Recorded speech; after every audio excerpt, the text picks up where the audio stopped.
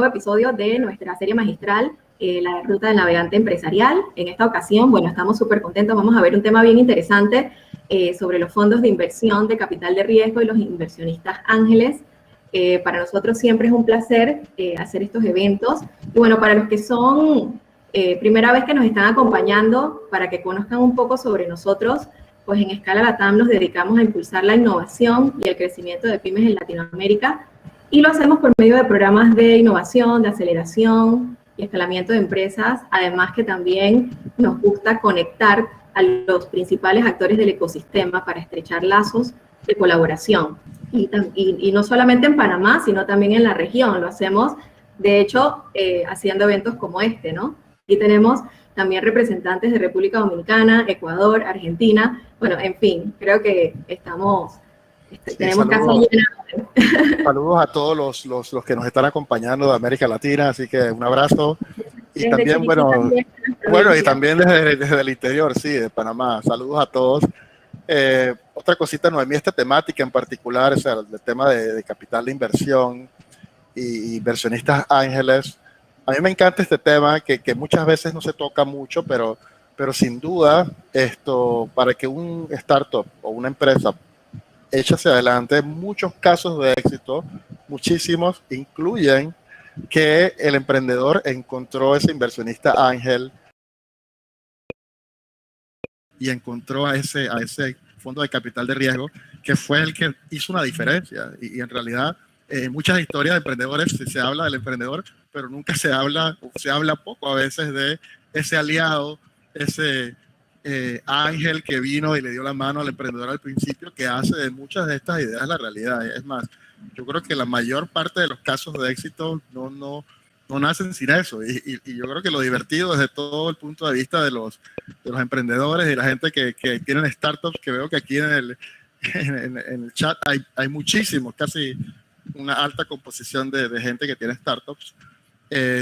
Sin duda quieren saber y cómo uno hace o cómo le hace para conseguir a ese inversionista ángel y arrancar y qué tengo que hacer. Así que yo creo que esta es la parte divertida de lo que vamos a hacer hoy, y un agradecimiento especial a los que nos acompañan, tanto los inversionistas ángeles, Diego y Eli, que by the way también son socios de Escala, así que son parte de haber hecho todo lo que estamos viendo hoy una realidad.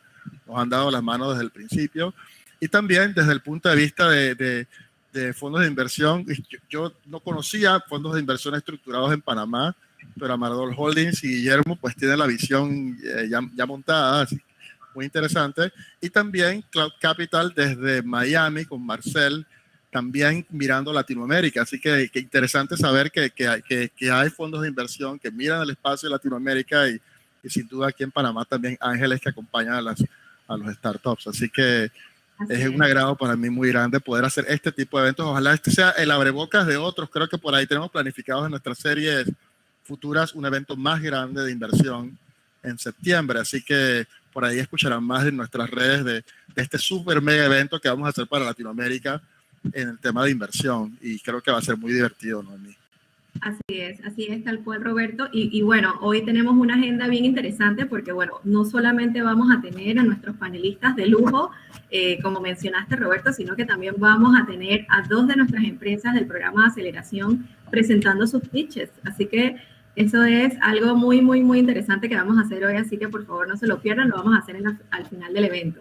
Y oye, por supuesto, Noemí, sí, una cosita, disculpa, ese tema de los pitches se me escapó, pero sin duda en Escala tenemos el programa de aceleración que hemos descubierto 15 fantásticas empresas que estamos acompañando, y pues estas empresas tienen que practicar, o sea, el arte de hacer el pitch, hacerlo corto y breve y conciso con la información que se requiere, es un arte que todos los emprendedores tienen que practicar. Así que vamos a ver una primera prueba de los emprendedores que tenemos el programa de aceleración.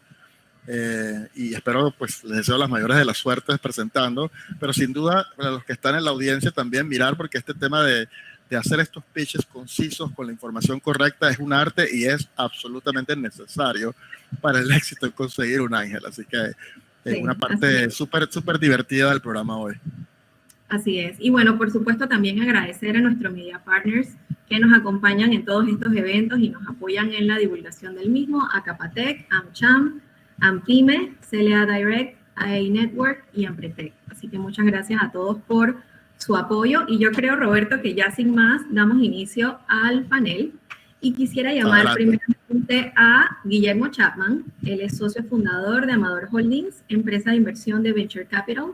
Previamente fue consultor para Boston Consulting Group y cuenta con vasta experiencia como banquero de inversión, trabajando con Indesa Capital en Panamá y Citibank en Nueva York. Guillermo, si nos puedes acompañar en pantalla, excelente. Bienvenido. Gracias. Hola, Noemí. Hola, Roberto. Buenas tardes, Guillermo. ¿Cómo están? Excelente, bienvenido. Ahora vamos a continuar con Eli Fasca. Él es fundador y CEO de Soluciones Seguras, empresa de soluciones de seguridad informática que ha recibido múltiples premios como uno de los mejores proveedores de seguridad informática de la región. Es director en Capatec y presidente del Comité Ejecutivo de la Estrategia Nacional Panamá Hub Digital. Bienvenido, Eli. Estás en mute. Gracias, Noemí. Gracias, Roberto. Un placer estar con ustedes el día de hoy. Hola, Guillermo. Eli, ¿qué tal? Buenas tardes. Excelente. Bueno, y ahora seguimos con Marcel Medina. Marcel nos acompaña desde Miami, representando a Cloud Capital. Es una empresa de inversiones de capital de riesgo enfocada en Latinoamérica. Durante los últimos 15 años se ha dedicado a crear modelos de negocio disruptivos y las empresas que ha fundado están relacionadas con telecomunicaciones, geolocalización, IoT y FinTech. Bienvenido, Marcel.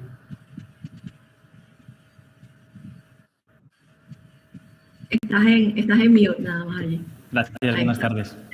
Excelente, bienvenido. Bienvenido, Marcel. Y bueno, y nuestro cuarto panelista de hoy es Diego Eleta. Él es socio fundador de Elemente, donde se especializa en estrategia, transformación digital y gobierno corporativo. Es director de Capatec, expresidente de la Cámara de Comercio, Industrias y Agricultura de Panamá, es socio fundador y actual presidente de Venture Club, una red de inversionistas ángeles. Bienvenido, Diego. Saludos a todos, gusto estar aquí con ustedes también. Bueno, excelente. Bueno, yo creo que vamos a dar inicio entonces con algunas preguntas muy interesantes. Estoy segura que la audiencia pues, quiere saber de todo un poco, pero bueno, vamos a iniciar primero con que nos comenten un poquito de cada uno, cuáles son los fondos de inversión que manejan, que invierten típicamente, cuánto invierten, qué buscan en las empresas. Digamos que para romper un poquito el hielo y hacer un poquito que nos cuenten un poquito sobre ustedes, vamos a iniciar con eso. Diego, ¿qué te parece si tú inicias? Con gusto. Vamos a ver, Venture Club, voy a hablar de Venture Club y de mi persona porque es una mezcla de las dos cosas. Venture Club nació como un fondo de inversión hace ya varios años y tenía una característica distinta a la que hoy día es como Red de Ángeles. Era un fondo que tenía un propósito de invertir, creo que eran menos de $3 millones en una serie de comité de inversión que las evaluaba e invertía en las mismas. Ese fondo se cerró y tuvo dificultades replicándose a una segunda versión de ese fondo, así que se convirtió de alguna manera en lo que hoy día es, que es una red de ángeles. Y como red de ángeles trabaja distinto. En una red de ángeles lo que hace es que ayuda a identificar oportunidades para sus miembros. Y entonces ya son los miembros a nivel individual los que invierten en las empresas. Entonces es un modelo distinto al del fondo que había originalmente. Y en la segunda versión, si quieres, cada inversionista escoge el riesgo que quiere tomar y las inversiones que quiere hacer, ¿no? Entonces es una versión mucho más loose, más fluida que la anterior. La típica inversión para nosotros son inversiones en empresas innovadoras con capacidad de escalar.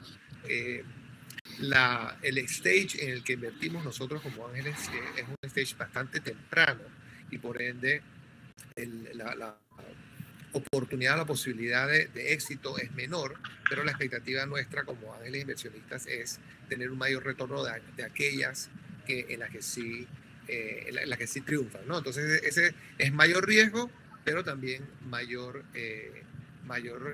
rendimiento, si quieres, para esa, ¿no? Entonces ese es el balance que hay en un grupo como un Venture Club en mi caso. Excelente, gracias Diego. Eli, la misma pregunta.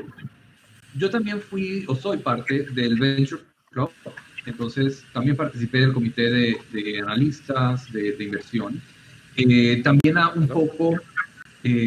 también un poco on my own, o sea, como inversionista independiente también he hecho inversiones en algunas empresas y también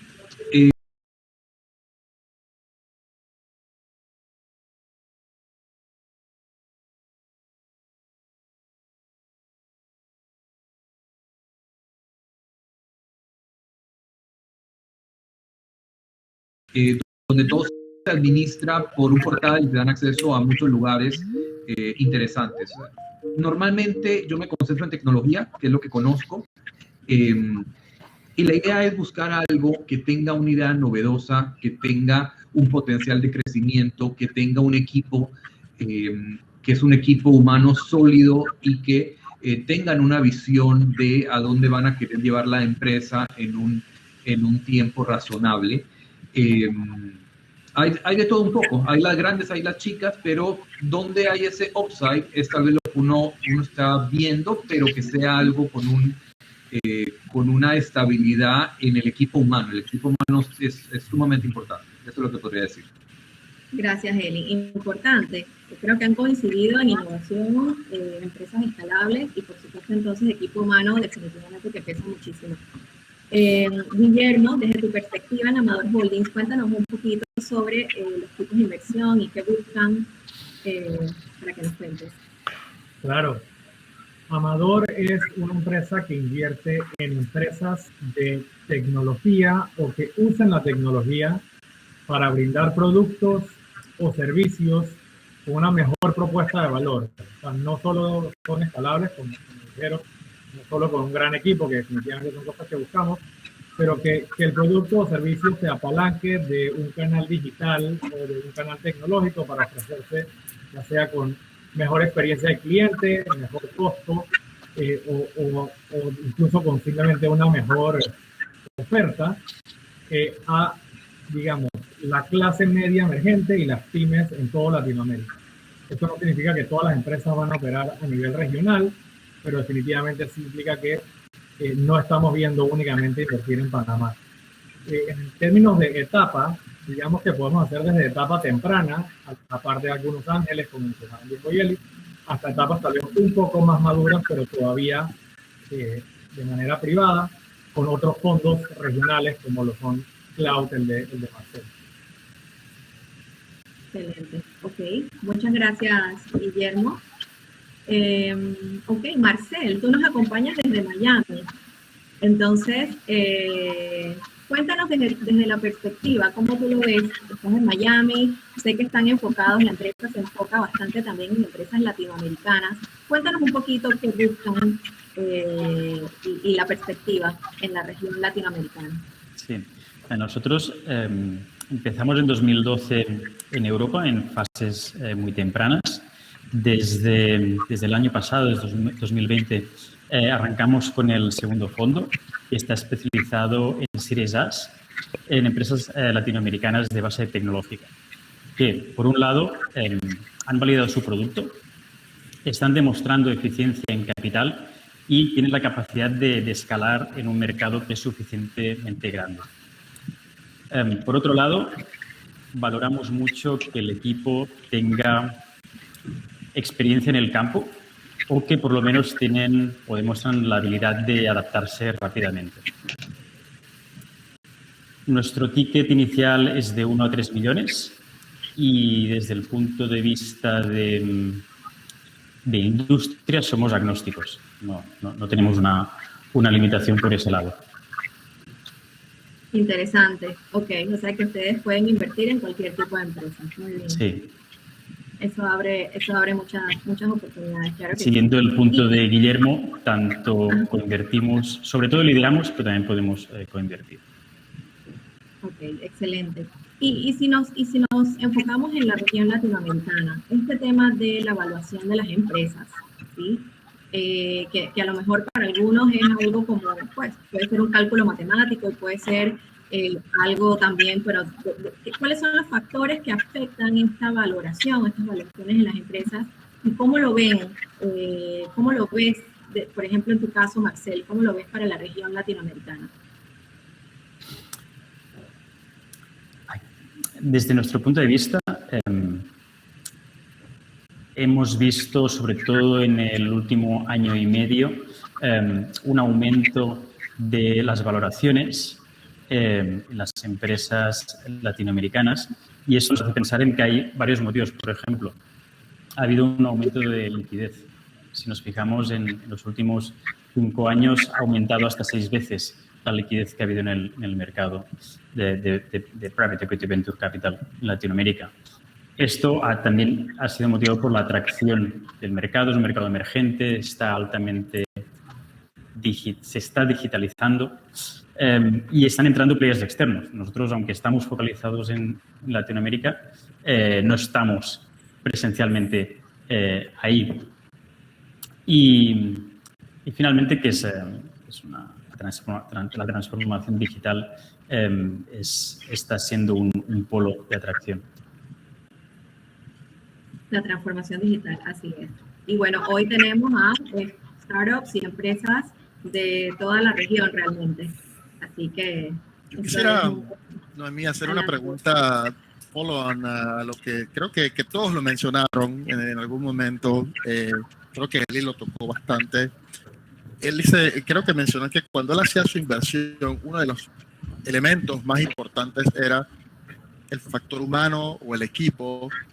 Y yo quisiera como que escuchar del grupo como que qué significa eso, o sea, el equipo, qué estás buscando, qué les gustaría ver. O sea, si yo soy un emprendedor y a lo mejor no tengo mi equipo completo, tú sabes que algunos de estos emprendedores arrancan una persona. ¿Qué tanto tienes que hacer? Y desde el lado digamos, de un inversionista ángel, más estoy preguntando, quizás la pregunta para Diego y para Eli, en una etapa temprana. Si yo soy un emprendedor, ¿qué buscaría un inversionista ángel? Y luego, ¿cómo construyo ese equipo para llevar a mi empresa al siguiente nivel? Me gustaría como que escuchar un poco las ideas de ese punto en particular, y si hay algo más que a ellos les interesa ver en un equipo o en una inversión que están mirando. Bueno, yo te diría sorry, Eli, arranco y te paso la palabra. Yo busco un complemento de personas, empezando por alguien que tenga conocimiento del espacio en el que está entrando su venture, ¿no? Eso es crítico, ¿no? De alguna manera reflejar el conocimiento de lo que uno está. Y lo siguiente, que es lo que hablo del complemento, es también es importante que el emprendedor reconozca sus debilidades o sus huecos, ¿verdad? Y que busque complementos en el resto del equipo para llenar esos espacios que no tienen. Por decirte, imagínate, una persona es un genio en X tecnología, pero de administración no sabe nada. Bueno, entonces tiene un compañero o una compañera que llena ese espacio, y así sucesivamente.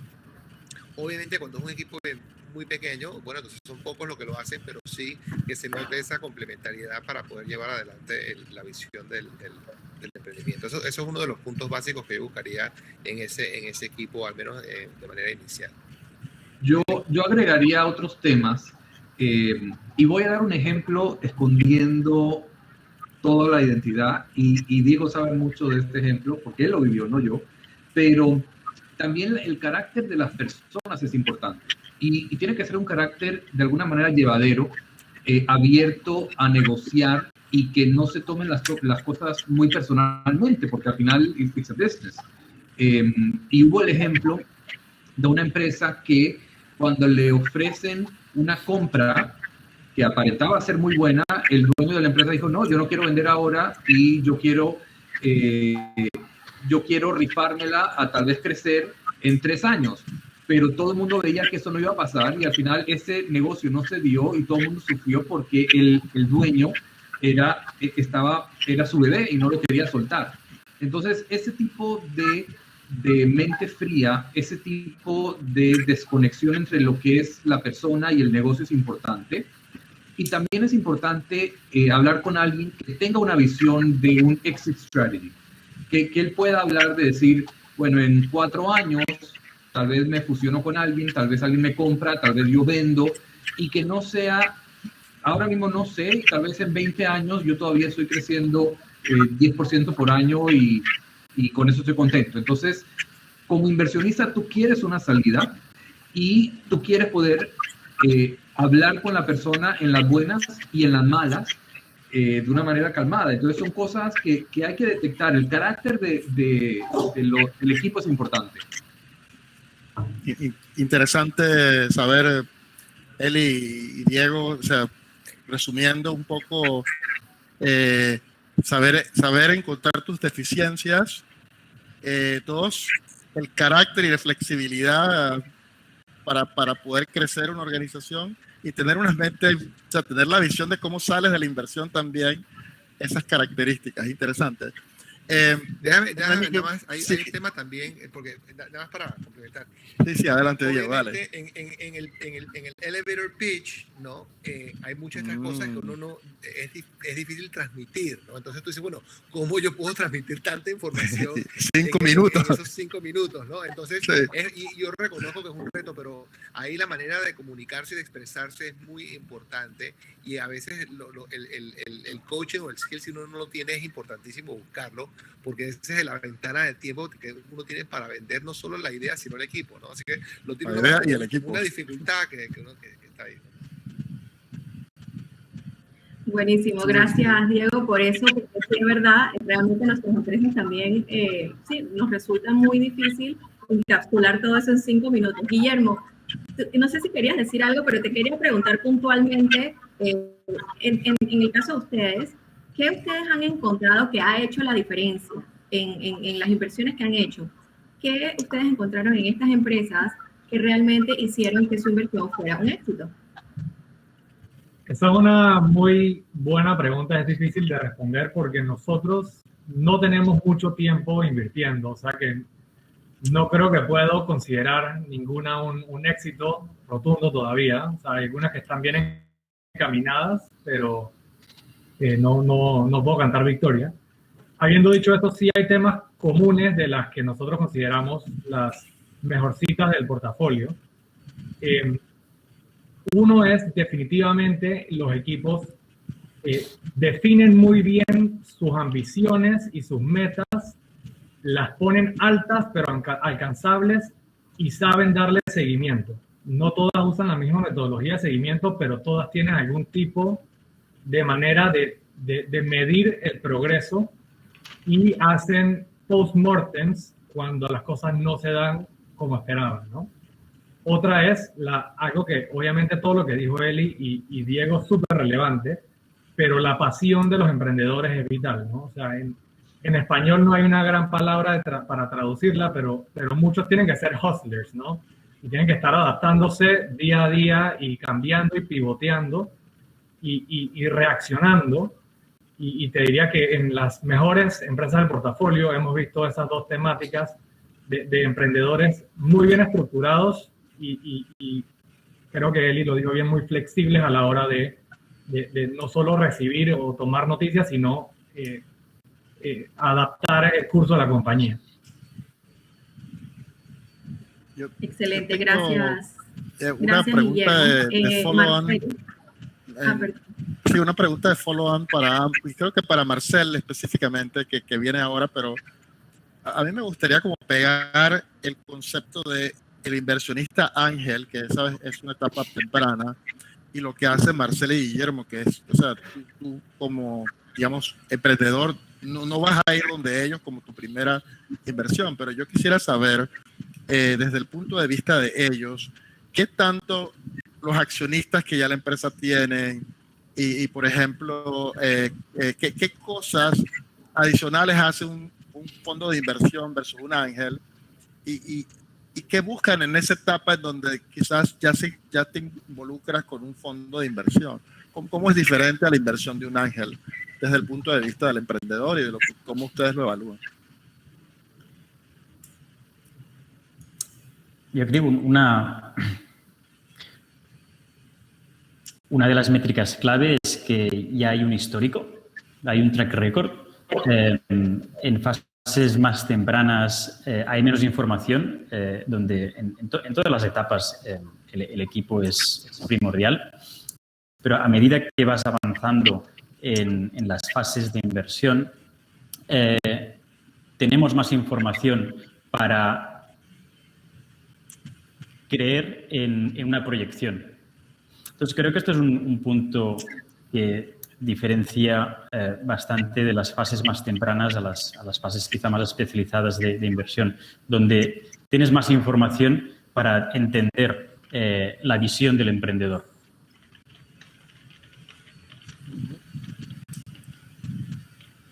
Guillermo, no sé si quieres reaccionar desde tu perspectiva un poco, agarrando la etapa temprana y también si dentro de la medición los accionistas ángeles que tú tengas en el grupo pesan, si es importante y qué otras cosas ustedes miran cuando están evaluando.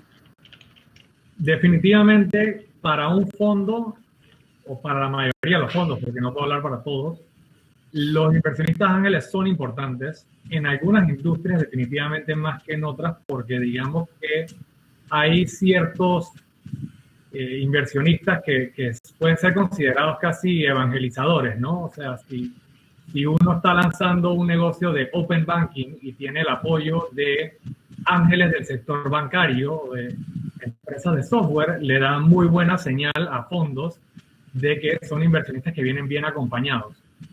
El apoyo de un inversionista ángel en etapas tempranas muchas veces es incluso mayor que el de un fondo, porque no es apoyo monetario, sino es apoyo con conexiones, con, digamos, introducciones a posibles partners e incluso usuarios.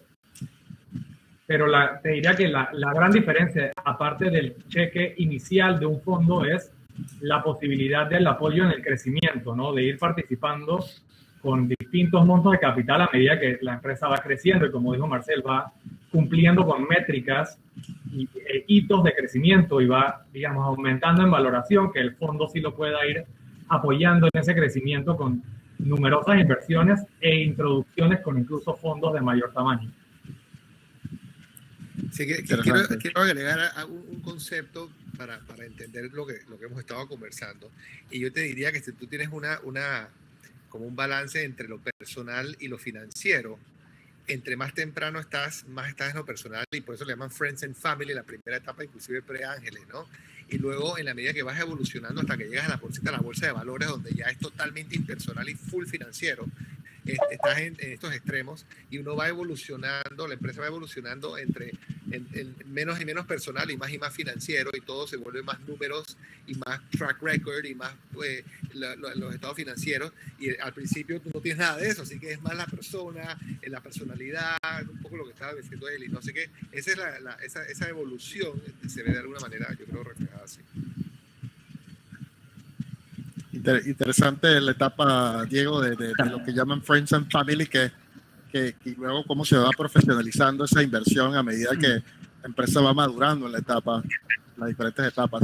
Yo creo que Noemí, no sé si hay un par, sí, adelante, un Marcel. Punto, sí, y es que también a medida que tienes más información, también se reduce el riesgo, aunque sigue siendo, o sea, todo lo que es Venture Capital, Private Equity, a medida que, o sea, no es lo mismo el riesgo que asumes en confianza por Friends and Family sobre un PowerPoint, una idea, un equipo que tiene pasión, como cuando estás ya en una Series B, Series C, donde hay un track record, hay un product market fit, hay una serie de señales, de métricas que garantizan un mercado. Sí. Interesante ese concepto de reducción de riesgo en la medida que vas progresando.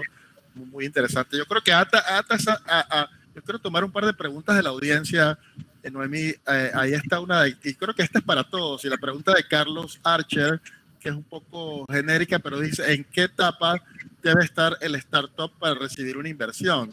Y quizás deberíamos dejar que Diego y Eli miren la perspectiva de ángeles, y creo que esto medio que lo contestamos, pero no sé si arrancamos con ¿en qué etapa tiene que estar tu startup cuando tú puedes estar en posición de recibir una inversión? Yo digo, depende mucho de la de la empresa y el tipo de empresa que es, ¿no? Pero lo típico que uno habla es de un producto mínimo viable, ¿no? Entonces tú tienes, por ejemplo, el software que ya esté funcionando, si es un software, por ejemplo, o la aplicación que esté funcionando, o el producto que ya tú puedes tocar y verlo, ver cómo si es algo que tiene que es comestible, cómo sabe o cómo, ¿no? Ya de alguna manera lo puedes tocar o ver o usar o probar, aunque todavía posiblemente no tenga un mercado establecido, pero ya tienes un producto viable. Obviamente un poquito más avanzado, entonces ya tienes un producto que de repente tiene un par de clientes beta, testing, que ya te pueden dar feedback, etcétera, pero algo por el estilo, o sea, no el PowerPoint solo, ese es más el Friends and Family, ¿no? Que es de que, bueno, yo tengo esta idea, o sea, ya al menos cuando yo veo yo a nivel personal y las personas con quien yo invierto ya típicamente están invirtiendo en algo que tú puedas, algo tangible que ya tú puedes ver, aunque no esté todavía en el mercado. Interesante esa, la etapa temprana, sí.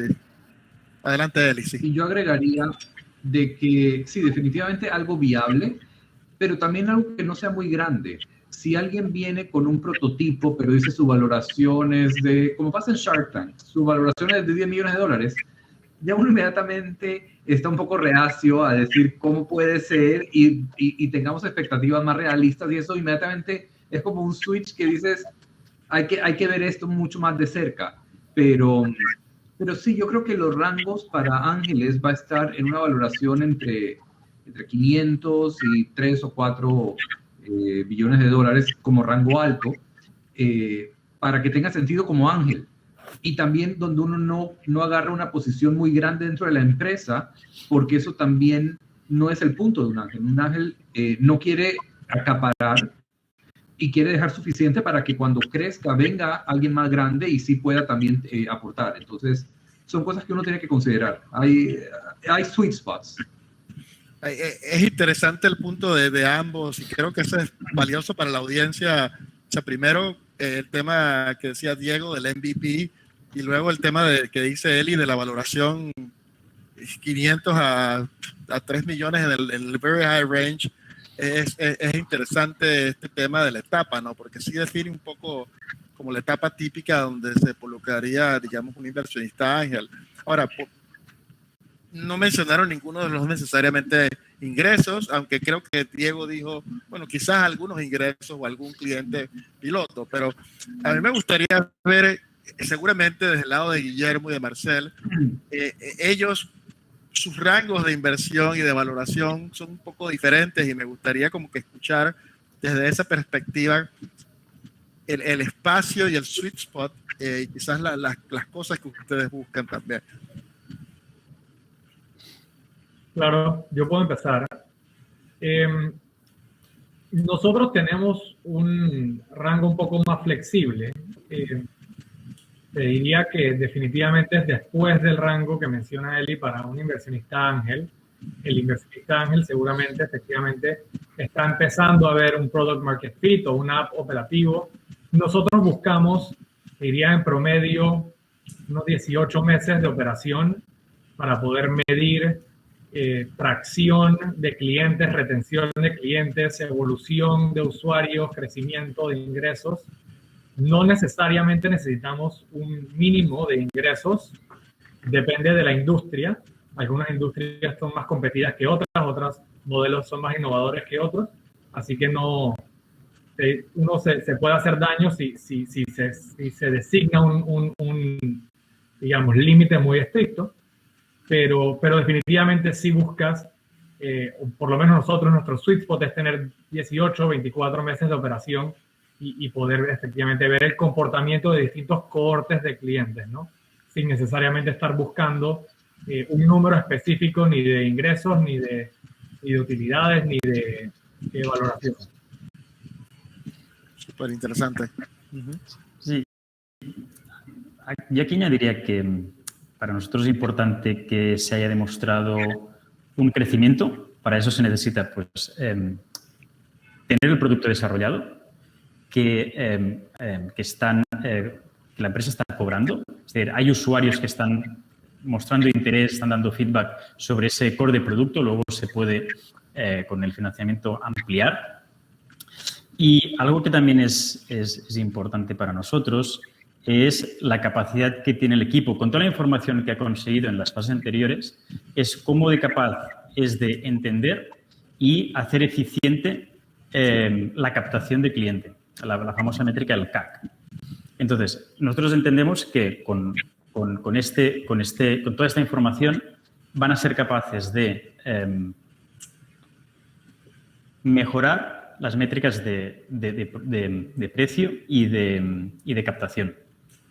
Optimizando, por ejemplo, en un B2B, pues haciendo una sales machine más estructurada. Nos van a decir, mira, con la experiencia que tenemos, si ampliamos pues un SDR, vamos a conseguir ampliar el funnel tanto. Entonces, luego, con todo el historial, nosotros dimensionamos hasta dónde se puede llegar con esa ronda.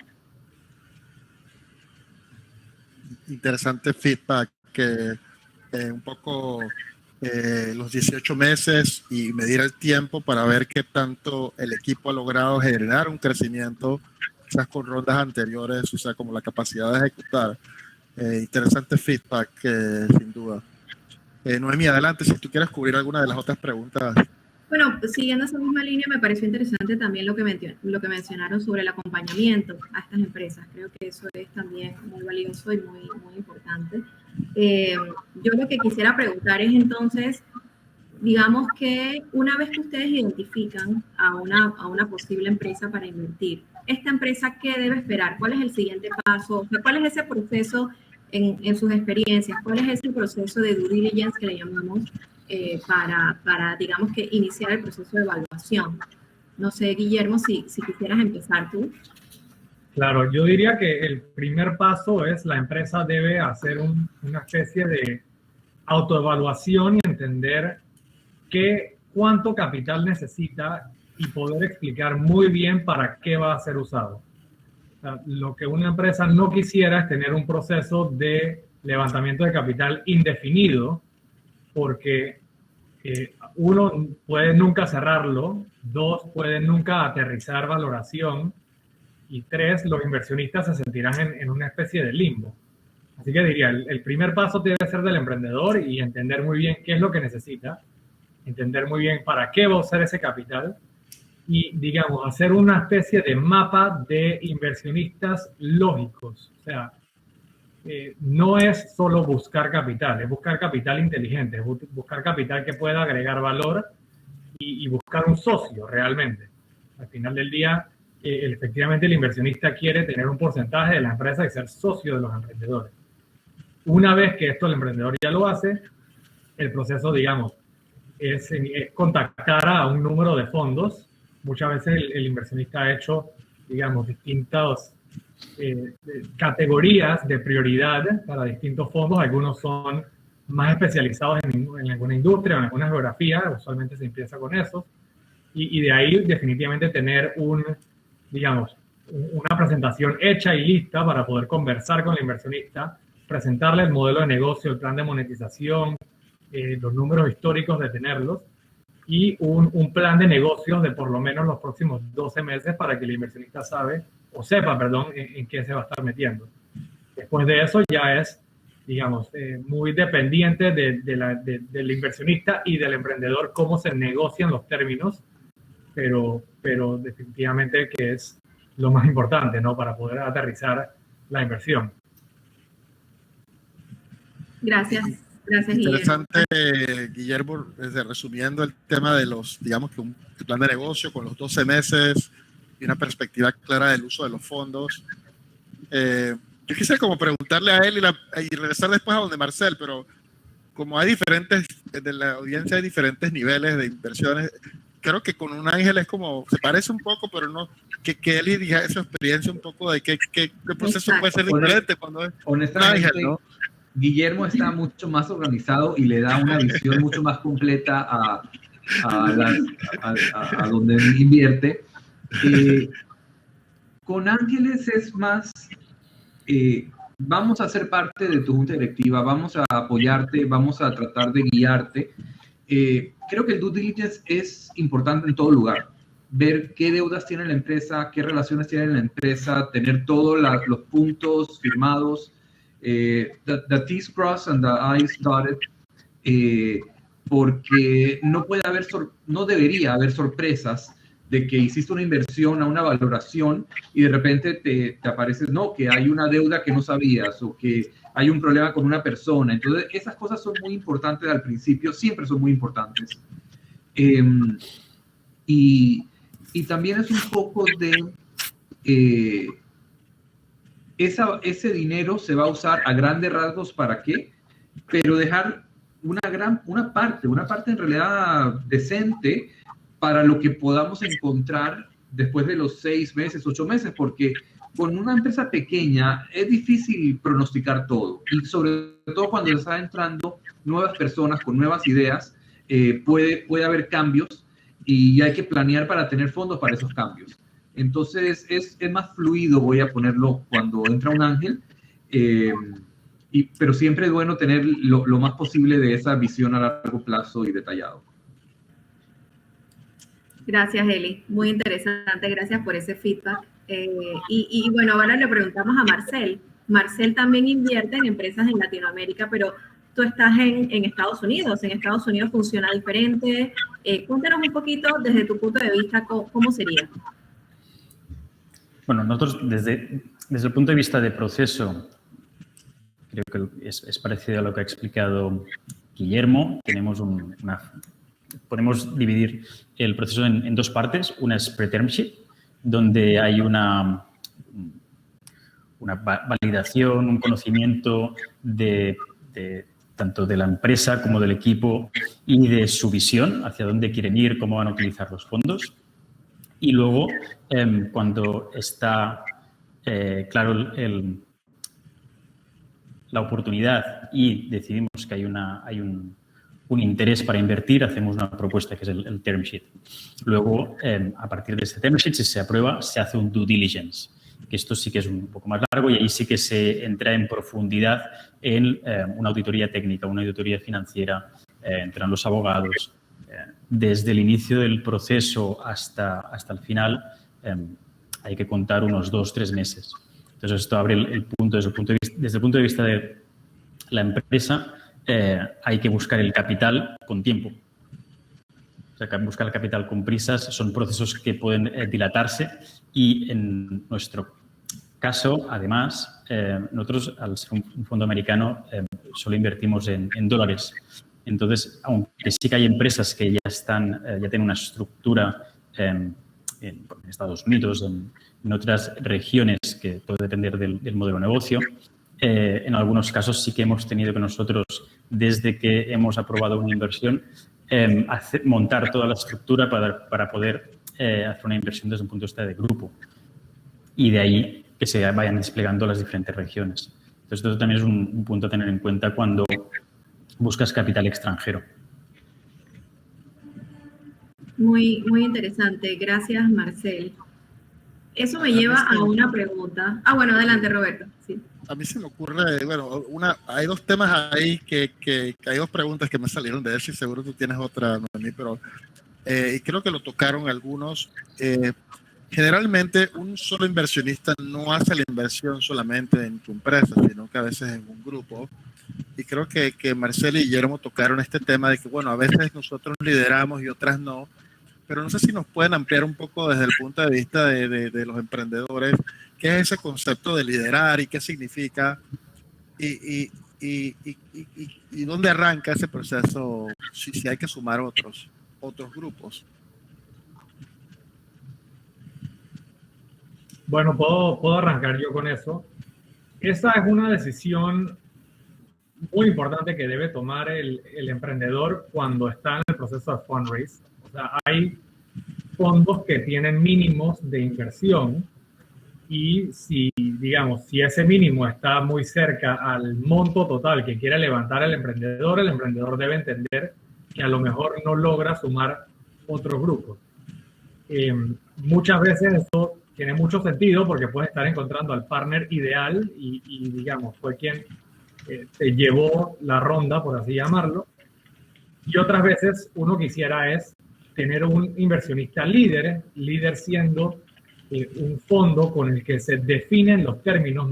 Marcel mencionó un term sheet, ¿no? O sea, el term sheet es básicamente el documento indicativo de la inversión en el cual está la valoración de la empresa y un número de términos definidos, digamos, de derechos como inversionista.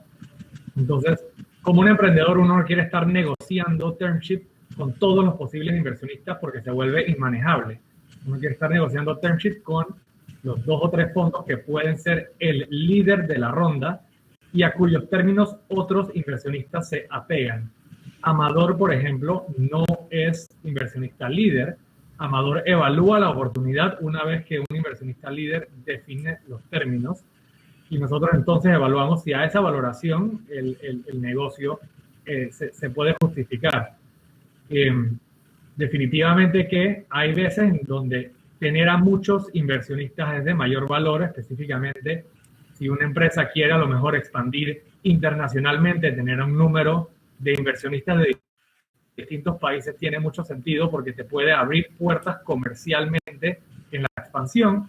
Hay veces que tener a un inversionista local es suficiente porque tienes el apoyo de vuelta, el socio estratégico indicado. Muy interesante eso, Guillermo. Sin duda, la elección del líder o digamos, de esa primera persona que determina los términos puede ser el diferenciador del éxito de la totalidad de la ronda. A veces quizás para Eli, pero a veces eso aplica también en una etapa temprana, especialmente si lo estás haciendo con ángeles. También puede ser que algún ángel de peso te ayude a establecer una valoración a los cuales otros ángeles posiblemente se suman y no sé si ustedes en el Venture Club, y ahora que veo que Diego está regresando, si en el Venture Club eso pasaba también, como que se ponían de acuerdo en una valoración y otros ángeles como que entraban a ese valor o si eso se aplica también a una etapa temprana. No sé si Diego la quieres tomar.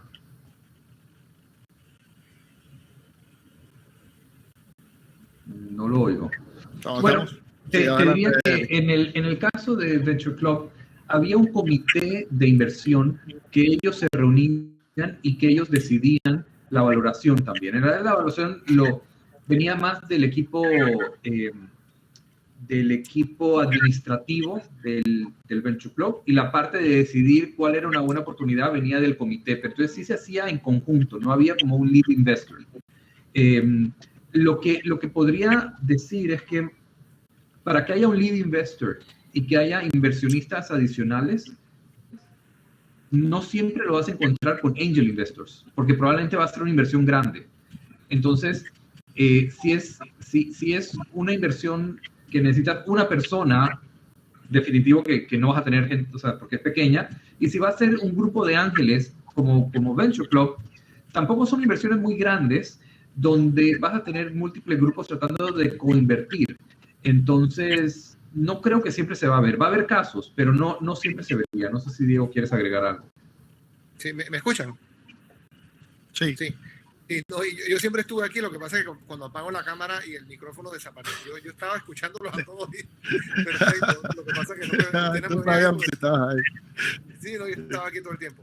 Anyway, no solo para complementar lo que dice Eli, definitivamente a nivel de fondo es muy distinto porque como cualquiera de los fondos donde participan Guillermo y Marcelo, los accionistas en sí no son los que están valorizando la oportunidad, sino es el fondo donde uno ya es accionista. Yo, de hecho, por ejemplo, participo en Amador como accionista. A nivel de ángeles, y lo que dice Eli es correcto, típicamente son mucho menos inversionistas y no están tan organizados como para que haya un lead y otros que siguen, ¿no? Así que típicamente las inversiones se hacen más a nivel individual, pero típicamente también se hacen ya a una oferta. Dice, mira, esta es la oferta que tenemos, esta es la valoración, es como no hay tanta negociación, que hay varios, que hay uno sí, y hay varios, típicamente ya se suman a la valoración que ya le ofrecieron al que vino antes que tú. Si es que hay y típicamente van a haber 2 o 3, no es que van a haber un montón, ¿no? Interesante el tema de que es un poco diferente el proceso, quizás más informal cuando es esto, el tema de ángeles. Yo quiero regresar a donde Marcel con la otra parte de la pregunta de la legislación. O sea, ¿dónde está constituida tu empresa? Esto no, o sea, nosotros acá en Panamá tenemos grupos de empresas que arrancan en Panamá, pero tú nos dices que ustedes invierten en dólares solamente y cuando invierten en otros países eso puede ser, digamos, una complejidad. Pero la pregunta que te quería hacer es que si es importante la legislación donde yo arranco mi startup y si la selección de esa legislación puede tener un impacto después o realmente no es algo que se pueda arreglar más adelante en el camino. Sí, al final, es decir, Think Global, Act Local, si empieza a montar una infraestructura de grupo empresarial para arrancar, sí que es verdad que pues, no tienes que tener la visión, pero no es el momento del primer día que empiezas a vender. Entonces, desde este punto de vista, es lógico arrancar con una estructura local, que es la que conoces. Normalmente en los inicios pues el grupo de emprendedores no tiene un abogado en plantilla, no tiene quizá todo el conocimiento, que luego a medida que vas sumando equipo sí que adquieres o te asesoras. Entonces, en nuestro caso, que ya invertimos en empresas donde normalmente tienen presencia en 1 o 2 países y además invertimos en dólares, pedimos una estructura o una holding que suele ser en Estados Unidos, que es donde, por un lado, hay regulación para inversores y, por otro lado, conocemos. Además, es un escenario que también gusta, porque de cara a seguir creciendo, por ejemplo, por poner un ejemplo, nosotros seguimos todas las recomendaciones de documentación legal de la Asociación de Venture Capitalists Americanos. Entonces, por ejemplo, el Partnership, volviendo al punto anterior, suele ser ágil porque no nos estamos inventando nada. Estamos siguiendo las recomendaciones de una asociación que está muy bien establecida. Es por poner un ejemplo de que el emprendedor ya se espera lo que le vamos a entregar y hay poca, en ese sentido, es bastante ágil. Es interesante ese tema de la legislación. Que me trae otra pregunta, digamos, para todo el grupo. Quisiera ver su reacción. Yo he visto casos de empresas que arrancan en Panamá y terminan mudándose a Estados Unidos, por ejemplo, no sé, pero ahora con la pandemia y con las empresas de tecnología, la pregunta que tengo es, ¿dónde está el emprendedor? ¿Importa o no? Y también, atado a esa pregunta, quizás es, han aparecido muchísimos unicornios, por ejemplo, en Sudamérica, en Argentina, recientemente, que son modelos de negocios similares a otros que habían tenido éxito. Entonces, la siguiente parte de esa pregunta es, ¿existe la posibilidad de no necesariamente innovar en un modelo de negocios que sea único, sino implementar uno de otra región que funcione? Así que son como 2 partes en esa pregunta, pero me gustaría escuchar si la primera parte, si es requerido mudarse a una legislación o eso no realmente no tiene relevancia ahora después de la pandemia.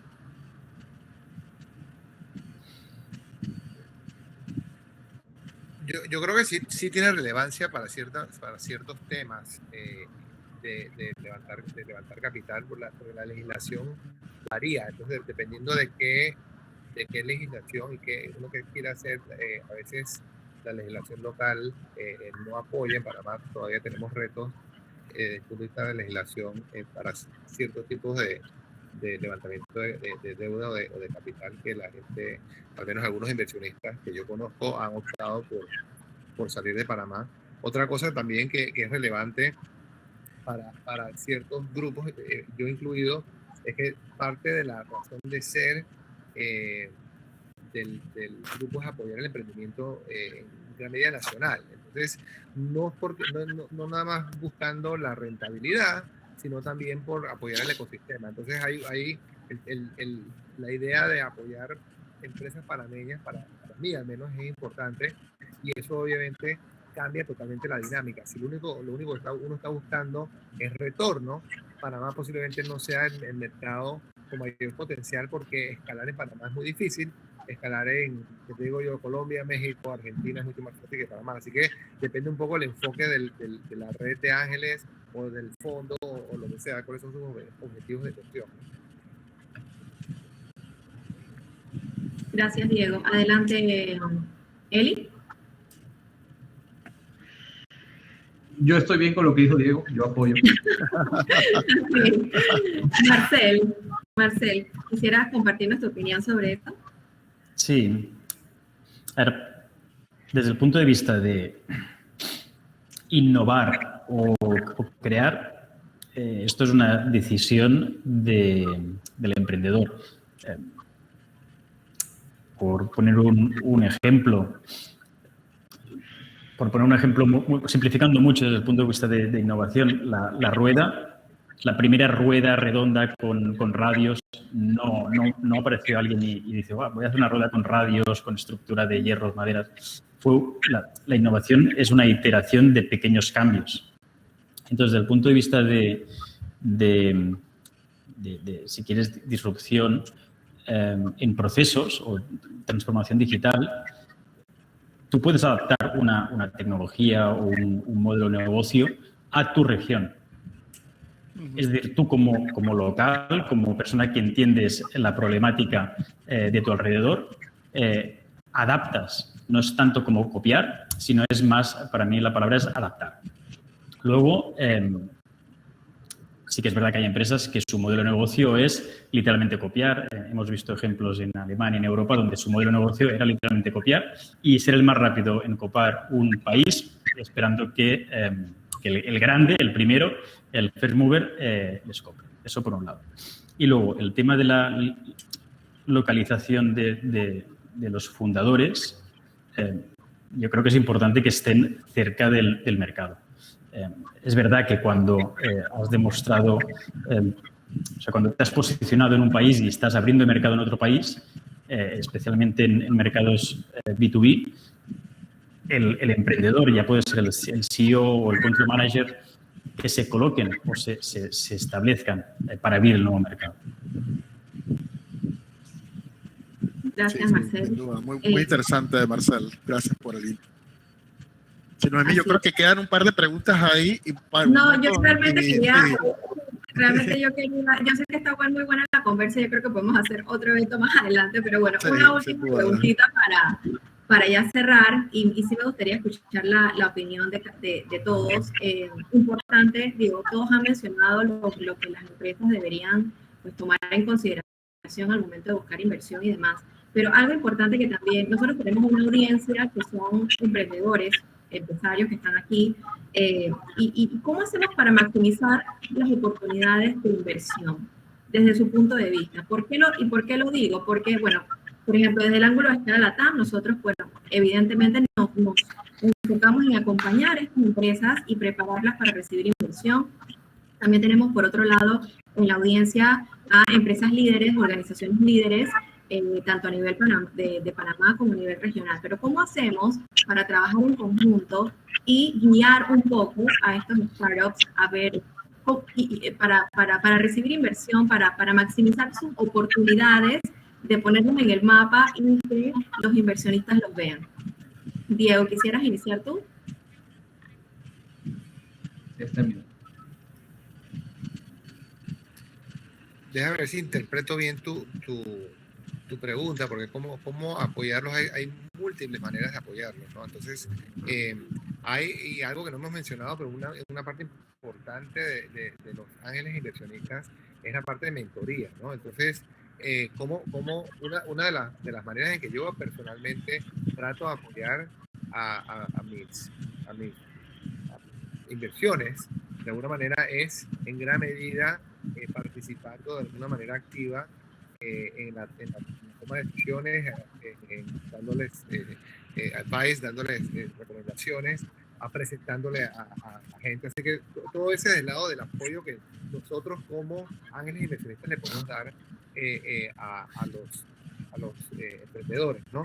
Ya del lado, del ecosistema, yo creo que ahí nosotros debemos de alguna manera exponer, estoy hablando de Panamá en este momento, ¿no? Exponer a nuestros emprendedores a mayor exposición de la realidad fuera de Panamá. Entonces yo creo que todavía yo encuentro de cada 10 inversionistas, de cada 10 emprendedores, 8 todavía con un nivel de calidad de su presentación y de su producto, de su servicio, de su app, todavía que le falta, ¿no? Y gran medida lo que le falta es algo que uno puede, si simplemente se asoma a la vecindad, se da cuenta de lo que están haciendo los demás y sube la barra rápidamente, y es algo de lo que yo trato de hacer como mentor, es decir, oye,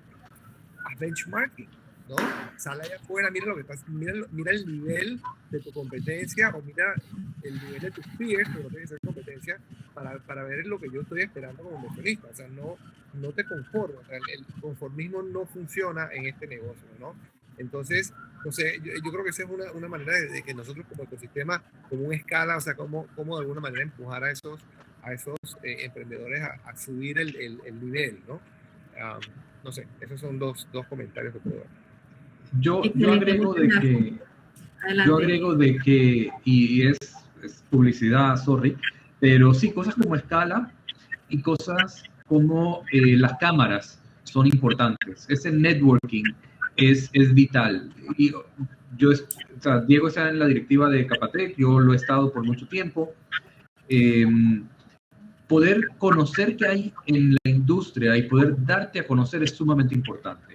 Y no porque vas a encontrar un inversionista cuando hables con alguien en un evento de Capatec, pero porque la gente va a saber lo que está pasando. Entonces, digamos, a mí, de vez en cuando, alguien me habla de un proyecto que está interesado o que quiere hacer, o sabe de alguien que va a venir al país con esa idea, y uno puede relacionarlo con que yo conozco a alguien que está haciendo algo parecido, o que tal vez tú deberías hablar con él para ver si eso te puede ayudar o si pueden hacer algo en conjunto. Entonces, el networking, el estar en el mercado es sumamente importante.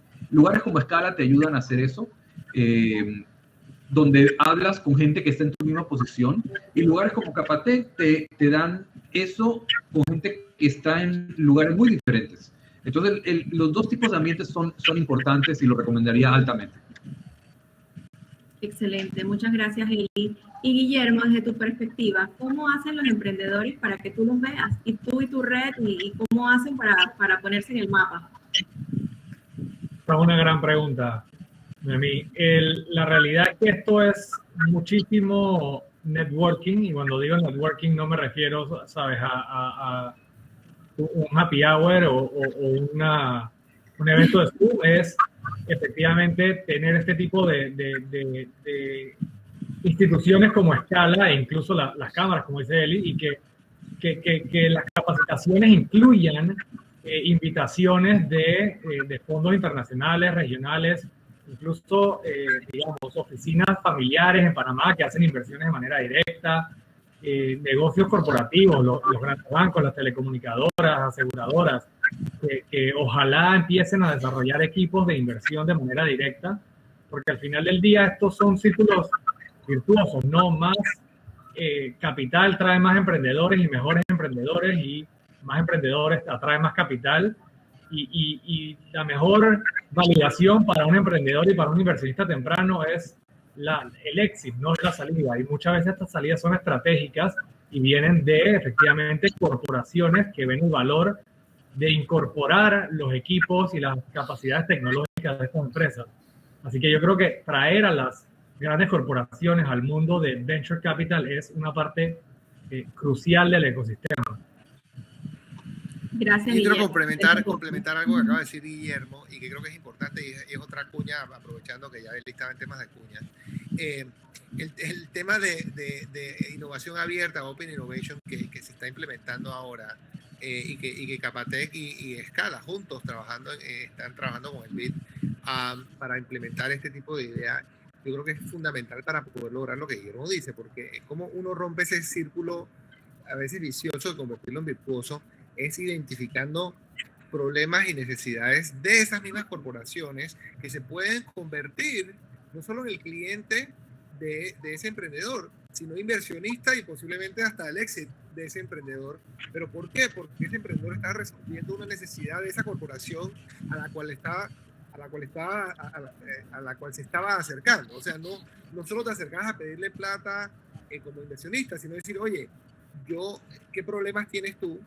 ¿Qué necesidades tienes tú? Y de repente mi emprendimiento puede ayudarte a resolver esas necesidades, y entonces vas creando ese acercamiento producto de resolver una necesidad específica real, y no a ver si yo me invento una idea y luego busco ese grupo de inversionistas que al principio no existe.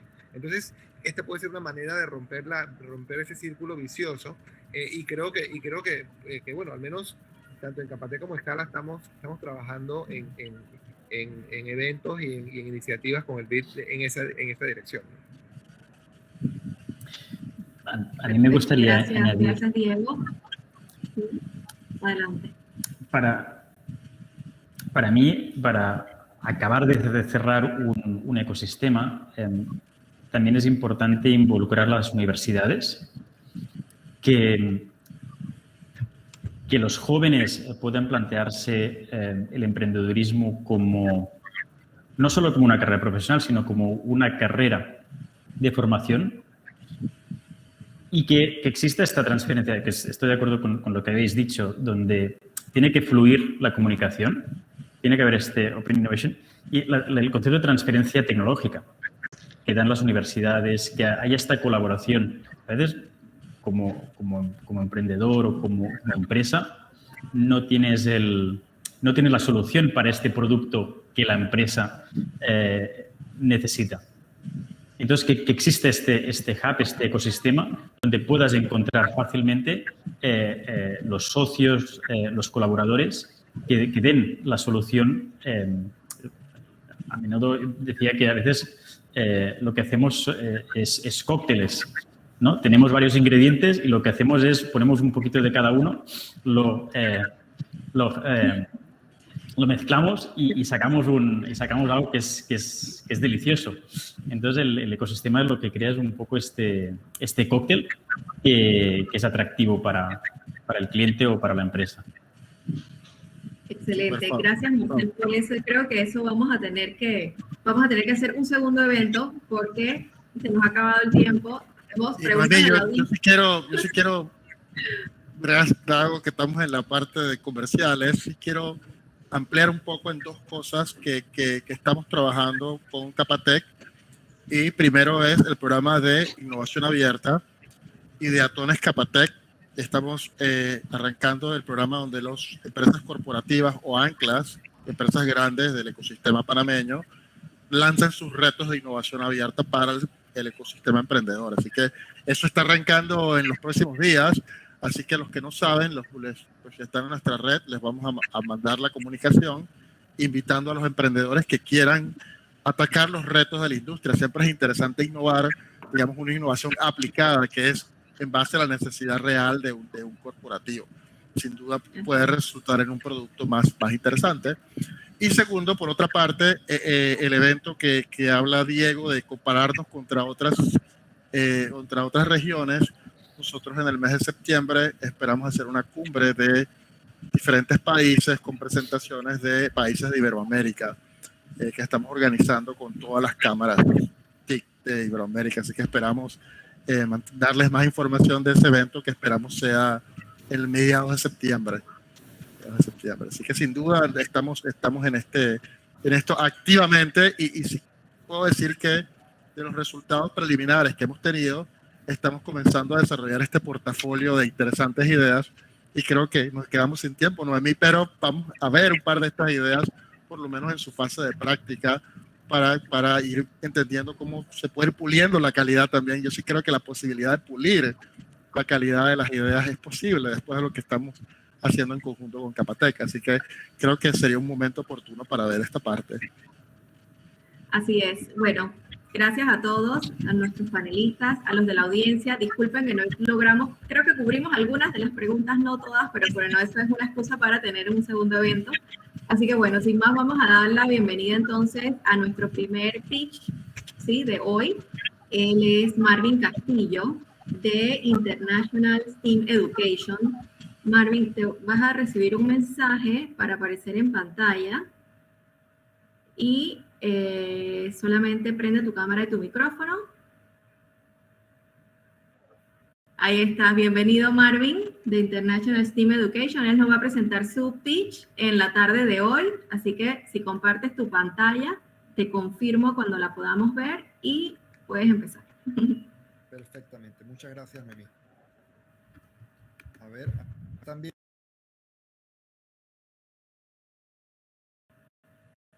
Confirmado. Adelante, Marvin. Bueno, muy buenas tardes. Mi nombre es Marvin Castillo. Les voy a presentar STEAM Virtual, la plataforma de formación online para Revolución 4.0 en las ciencias, tecnología, ingeniería, artes y matemáticas. El problema que nosotros estamos atacando, addressing, es la baja calidad de la educación STEAM y sobre todo en el renglón de Latinoamérica, donde no solamente Panamá es uno de los últimos lugares en toda la tabla de resultados, sino que dentro de todas las regiones de la OECD, encabezadas por la OECD, nuestra región de Latinoamérica es la que tiene peores resultados en las ciencias, matemáticas y lectura. Este problema nosotros lo queremos solucionar con un ecosistema de formación STEAM virtual, donde el modelo tradicional donde necesitabas un Batman que fuera programador, mecánico, físico, matemático, un profesor inspirador con guías impresas, con robots, y donde el colegio tuviera que invertir entre $14,000 y $40,000, lo hemos reemplazado con el modelo STEAM virtual, donde utilizamos simuladores, utilizamos robots virtuales, utilizamos un Learning Management System propio, donde tenemos más de 1,400 contenidos, y cualquier maestro sin especialidad de religión, matemática, ciencia, español o informática, no importa la especialidad, puede llevar adelante las lecciones en forma sincrónica y asincrónica. Los colegios no pagan y los padres de familia pagan entre $6 mensuales o $60 al año. Nuestros productos son dos principales. En la parte izquierda pueden ver en la pantalla que ve el estudiante cuando está dando sus clases. A la derecha pueden ver en esa pantalla al profesor dando clases pregrabadas, más de 700 clases pregrabadas, enseñanza en programación, ciencia, tecnología, biología, que están todas enfocadas en resolver problemas con robótica y programación. Es decir, los estudiantes aprenden matemáticas, ciencia y biología y hacen retos de robótica y programación para poder aprender lo que son las soluciones del siglo XXI. Y a la derecha, una plataforma de esports educativos que permita a los estudiantes no solamente aprender a programar, sino participar en todo lo que es los deportes de juegos de video, pero programando, sin joystick, sino programando. La atracción que llevamos adelante, la plataforma de esports ha sido ya endosada por la World Robot Olympiad como la plataforma oficial de Olimpiadas en el 2020 y ahora en el 2021. Desde marzo del 2020 tenemos 2.500 usuarios en STEAM virtual, 20 colegios en Panamá, 9.200 estudiantes alrededor del mundo utilizando la plataforma eSports, 100 torneos abiertos y 40 países. Nuestro modelo de negocio es transferencia de know-how a colegios para la suscripción de usuarios. Nosotros le damos a los colegios formación y tecnología. Estos reciben a cambio de eso un paquete que ellos suscriben a sus estudiantes sobre $60 al año o $6 al mes. Reciben un descuento entre $10 y $20 por mayorista, dependiendo de la cantidad de estudiantes que nos registran. Mientras más estudiantes registran de la escuela, mayor es el descuento. Los padres de familias pagan $60 más el school fee. Es decir, nosotros le estamos dando a los colegios una forma de hacer caja en este momento de pandemia tan difícil para ellos a través de after school, proyectos de robótica, clubes de robótica o curricular o laboratory fees. Nuestro mercado, más de 60,000 escuelas privadas, 6.5 millones de estudiantes en las escuelas privadas y en una segunda etapa escuelas públicas, 260,000 y 40 millones de estudiantes. Nuestra competencia, ser distribuidores de Lego durante 3 años en el mercado de Centroamérica con los mercados de Panamá, Costa Rica, Honduras y Nicaragua, nos hizo aprender del Red Ocean que había ahí, donde tenemos que pelear por los colegios que tienen recursos contra VEX, contra Fisher y contra Coder-C. Nuestra estrategia fue como el Blue Ocean, así como Cirque du Soleil eliminó los animales, nosotros eliminamos el robot, ellos eliminaron los artistas, nosotros eliminamos la necesidad de un docente especializado y estamos en este océano azul sin competencia porque lo hemos hecho irrelevante. Nuestro team executive, desde el 2015 que venimos desarrollando esta metodología, no hemos tenido básicamente cambios en el personal, hemos estado desarrollando todos juntos para lograr esta innovación y un advisory board de lujo donde están Basil Acevedo, Glenn John, Roberto Melo, Alberto López, Jacinto Tito Wong y la estrella de nuestro advisory board, Andrew Raup, que hace 20 años fue el fundador de STEM.org, la acreditadora más grande de educación STEAM y es nuestra especialista de educación, que por cierto hace 5 años metió blockchain en lo que es las acreditaciones y con quien esperamos llevar esa etapa a nuestra plataforma. Nuestros milestones, estamos aquí en 2.500 usuarios y lanzamiento al mercado LATAM. Lanzamos hace 3 semanas al mercado latinoamericano. Tenemos 32 demostraciones por semana con una conversión del 75% en nuestros programas, porque le estamos dando caja a las escuelas. O sea, las escuelas en este momento que tienen tanta dificultad para cobrar, le estamos dando una alternativa para clubes de robótica o after school que ellos puedan cobrar y hacer caja. En diciembre esperamos tener 10.000 usuarios y hacer nuestra primera ronda de inversión. Y para diciembre del año 2022, nuestra segunda ronda de inversión con 50.000 usuarios. Asking Investment, $500,000 para diciembre del 2021 por 10% de acciones comunes tipo B, con retornos de inversión en el 2022 de 18%, en el 23 de 23.5%, en el 24 de 29% y en el 25 de 36%. Nuestro uso de fondos está dividido en 4 áreas. La primera es Research and Development con los mercados público y retail. Nosotros empezamos con el mercado retail como una academia de robótica y queremos ver cómo podemos alcanzar con ese conocimiento todo lo que es no solamente las escuelas, sino también el papá directamente en su casa. Por otro lado, desarrollo nuevos contenidos. Nuestros contenidos son muy especiales porque están enfocados en resolución de problemas utilizando los objetivos de desarrollo sostenible, toda vez que tenemos 4 años trabajando con ellos. Entonces, para nosotros esos contenidos son los que nos han dado la versatilidad con los colegios que le ven tanta relevancia. Traducción de los contenidos al inglés, chino y portugués. Inglés porque el mercado norteamericano tiene una demanda por estos servicios. Chino porque ya tenemos un partner con 1.500 academias de robótica en China que estamos montando el servidor de esports para el mercado chino y está ávido de tener contenidos. Y portugués porque ya tenemos 4 pilotos en Brasil y el idioma es importantísimo en ese mercado que sea portugués. Y 10% será en sistematización de ventas. En este momento las ventas toman un tiempo de 3 semanas a 2 meses en cerrarse una escuela porque hay una serie de procesos como capacitación de los docentes, firma de contrato con el director, capacitación de los padres de familia, recibir lo que es el software. Entonces todo este proceso lo podemos sistematizar por medio de contratos inteligentes por blockchain y es lo que queremos implementar. Estos ingresos nos permitirán ir de 400 y tantos mil dólares este año a casi 4 millones de dólares en el 2025 en ingresos. En cuanto al exit, solamente para referencia, hace poquito El Economista hizo una investigación cómo los private equities, algunos más importantes del mundo, están fuertemente invirtiendo por la pandemia en los sistemas de formación impulsados por educación online. Investment Industrial, GED, KKR, Magnum Capital, CVC Partners, Permira, todos están comprando empresas educativas online en las ciencias, tecnología, ingeniería y matemáticas, 18 veces EBITDA. Así que tenemos una gran oportunidad de inversión aquí para cualquiera que quiera hacer esta oportunidad. ¿Alguna pregunta?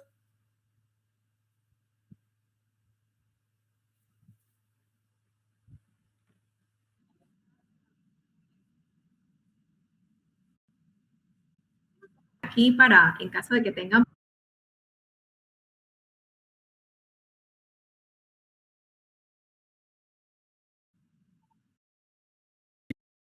que uno dice es innovador y tiene mucho crecimiento. Y esa es la pregunta, crecimiento a ofrecérselo a escuelas fuera del país, ¿cuándo es eso? No sé si lo vi. No, ya empezamos hace 3 semanas. Semanalmente tenemos 32 demostraciones entre Honduras, Guatemala, desde Honduras hasta Argentina, 32 escuelas a la semana están recibiendo demostraciones de la tecnología virtuales. Y por ahora la plataforma está orientada a escuelas de habla hispana. Sí, en este momento estamos a habla hispana y parte de la inversión es que hemos cotizado traducir con VoiceOver todos los contenidos al inglés y es una inversión casi de $35,000. Por lo tanto, necesitamos, y esto no va a parar porque sigues haciendo más contenido y tienes que estarlos traduciendo todo el tiempo, ¿no? Muy bien, pero sí, felicidades. Muchas gracias. Gracias, Eli. Gracias, Marvin. Marcel, ¿tienes preguntas para Marvin? Adelante. ¿Y Diego?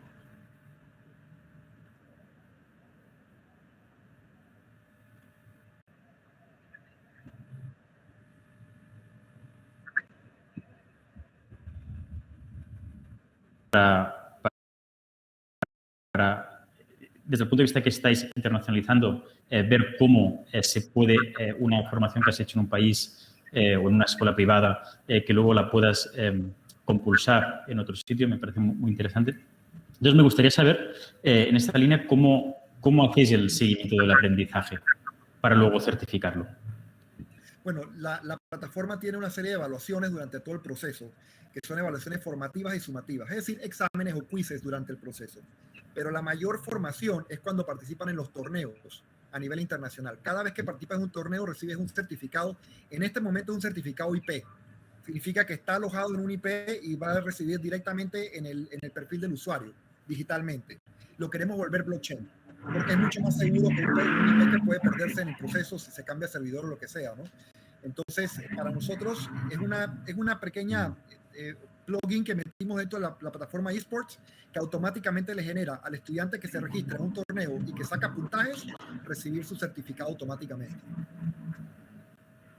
Y una segunda pregunta. ¿Cuán fácil es para vosotros retener a un cliente una vez empieza a trabajar con vosotros? Bueno, mira, eso es una muy buena pregunta, porque hay estudiantes que tienen un favor hacia la robótica, programación, y hay otros que les gusta el deporte. Por eso es que tenemos dos modelos dentro de nuestro sistema de Income. Uno son los clubes de robótica y after school, especializados en los niños que les gusta, y un grupo de 10% de escuelas se hacen curriculares porque consideran que independientemente de que esto sea una preferencia para uno, lo tienen que haber en todas las escuelas. En Panamá, de las 20 escuelas que fueron nuestros pilotos, que han sido nuestros pilotos, 3 son curriculares y el resto son escuelas after school. De los 3 escuelas curriculares, todas ya iban ya todo el semestre de educación ahorita mismo, y hay una que repitió el año en pandemia y paradójicamente fue la única materia en pandemia que nunca paró, porque estuvimos preparados. Estuvimos preparados para ello. Enhorabuena. Excelente. Diego, ¿tienes preguntas para Marvin? Sí, Marvin, escuché que estás traduciendo las plataformas al chino y al portugués. Desde el punto de vista del seguimiento y el escalamiento a escuelas en China, por ejemplo, porque tiene que ser Taiwán o China, donde están asumo yo, empezando a crecer. ¿Cómo piensas tú manejar ese tipo de crecimiento? Porque es muy distinto que manejar el crecimiento más así regional.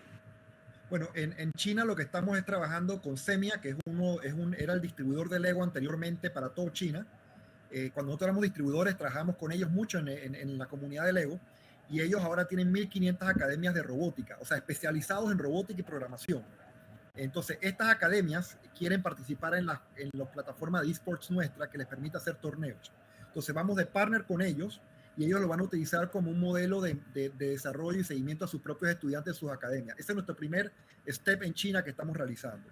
En Brasil, por otro lado, lo estamos haciendo escuela por escuela, como lo hacemos en el resto de Latinoamérica, pero con algunos partners que son influyentes dentro de esas escuelas. Por ejemplo, coaches de robótica o profesores de programación o profesores de STEAM que tienen algún tipo de influencia en esas escuelas, para que empecemos por esos primeros pasos en esos 2 mercados. Sí, es diferente el approach de esos 2 mercados grandes que en el resto de los mercados de Latinoamérica.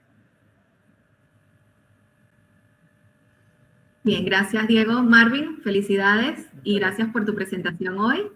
Y bueno, ya saben, si alguien quiere contactar a Marvin, ahí les dejas tu información de contacto en el chat. Muchas gracias. Gracias, Marvin. Y bueno, ahora seguimos con nuestra segunda... perdón. ¿Cómo salgo? Sí, me sacas tú, ¿no? Sí. Así, exactamente. Ok, ahora seguimos con Carlos Agudelo de Pickall. A Carlos te debe salir un mensaje para que prendas tu cámara y micrófono y aparezcas en pantalla.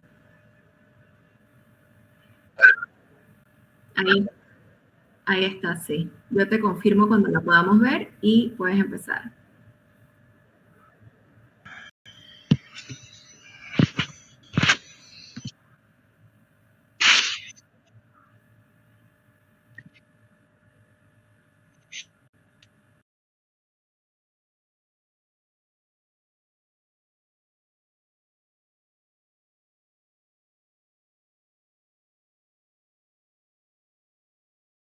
Se acaba de salir. Ahí está, ahora sí.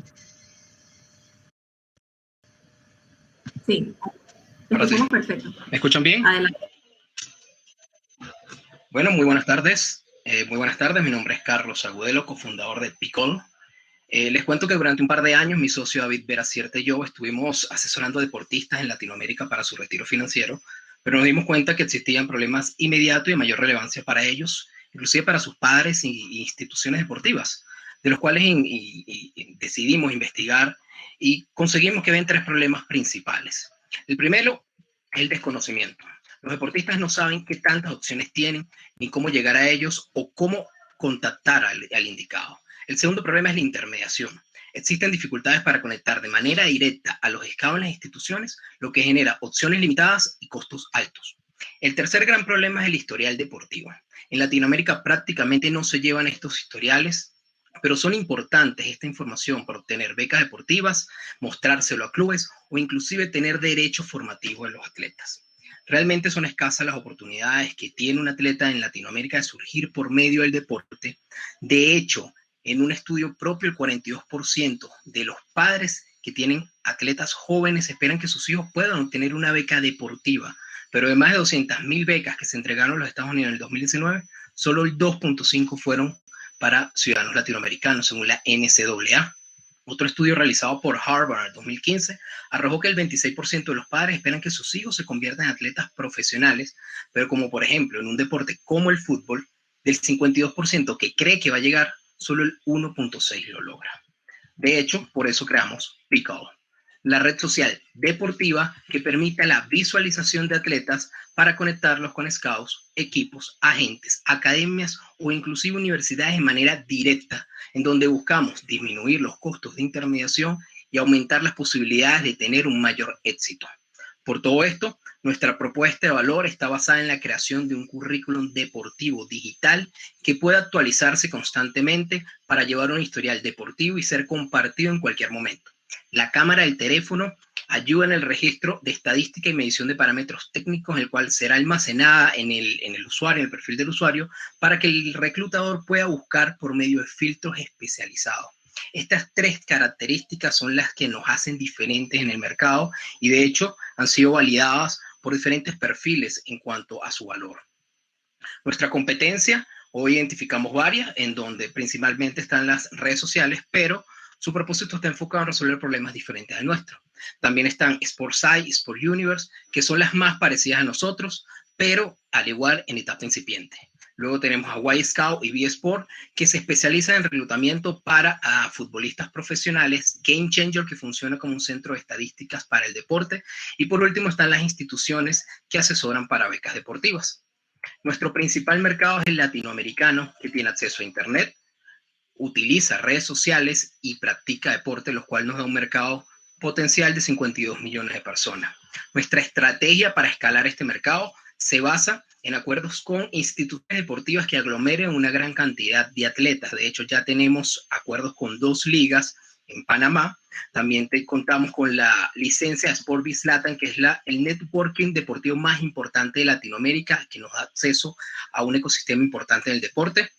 Nuestra solución ha generado tanto interés que, bueno, ya hemos llegado a ser finalista en 2 concursos de emprendimiento y en este momento Pickle se encuentra un programa de aceleración y incubación de manera continua, de manera en conjunto para poder generar un prototipo funcional. Nuestro modelo de negocio se basa en primera instancia freemium, en donde vamos dirigiéndonos a los padres y atletas de 10 a 19 años para que puedan tener acceso a funcionalidades limitadas, pero que puedan generar valor como el currículum deportivo para poder luego acceder a una suscripción si quieren tener mayores beneficios.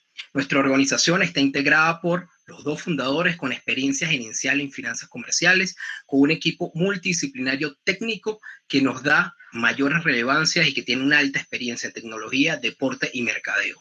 Nuestro mapa de ruta se ha ido cumpliendo a lo largo del tiempo y lo que realmente estamos buscando es recibir una inversión ángel para poder realizar trabajos de mercadeos y avanzar en el desarrollo tecnológico, como lo es las funcionalidades de la cámara y los filtros de búsqueda. Nosotros estamos conscientes y seguros del valor que Pickle le genera al ecosistema deportivo, por lo cual nosotros democratizamos el acceso a la información y a las oportunidades le damos mayor relevancia. Muchísimas gracias.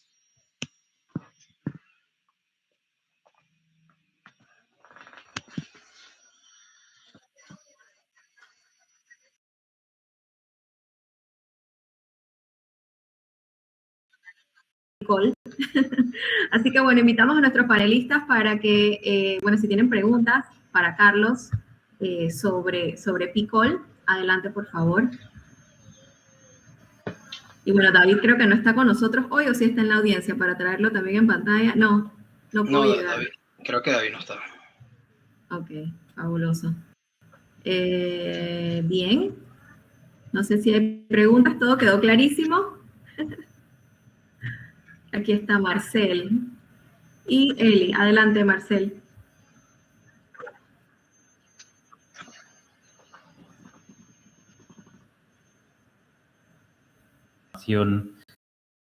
El histórico, pero por otro lado tengáis una cierta automatización de los deportes. Es muy complejo adaptar, entiendo que tenéis modelos de visión por computador, por lo que he entendido del producto.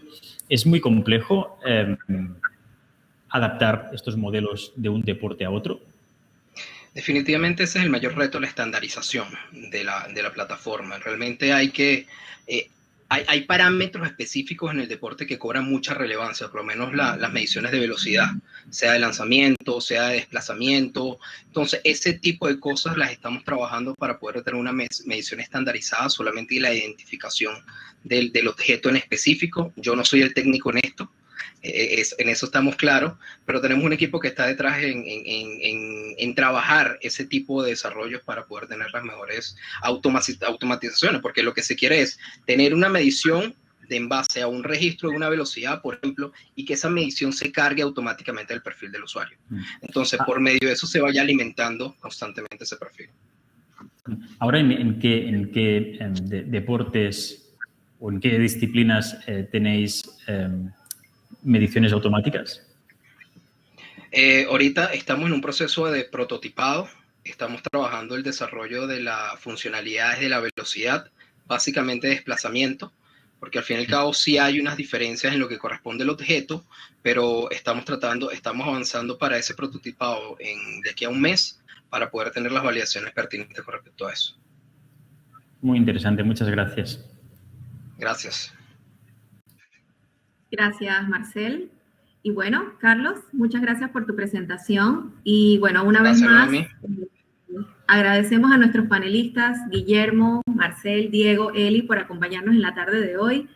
Y también a nuestros media partners que nos apoyan en estos eventos, a Capatec, AmCham, Empretec, AEI, SLA Direct, Ampime. Mil gracias por su apoyo de siempre. Y bueno, recuerden, ya Roberto lo mencionó, nos vemos en la próxima cita el 6 de julio. Vamos a hablar vamos a lanzar nuestro diplomado de Arquitectura y Crecimiento Empresarial. Y también recuerden que estamos por iniciar Ideatones 2 para seguir con estas iniciativas de innovación abierta en Panamá y la región. Así que bueno, todos estarán invitados, van a recibir nuestras comunicaciones y bueno, no dejen de participar. Así que millón de gracias y buenas noches a todos. Nos vemos en la sala de networking para seguir con las preguntas si se quieren quedar con nosotros. Chao.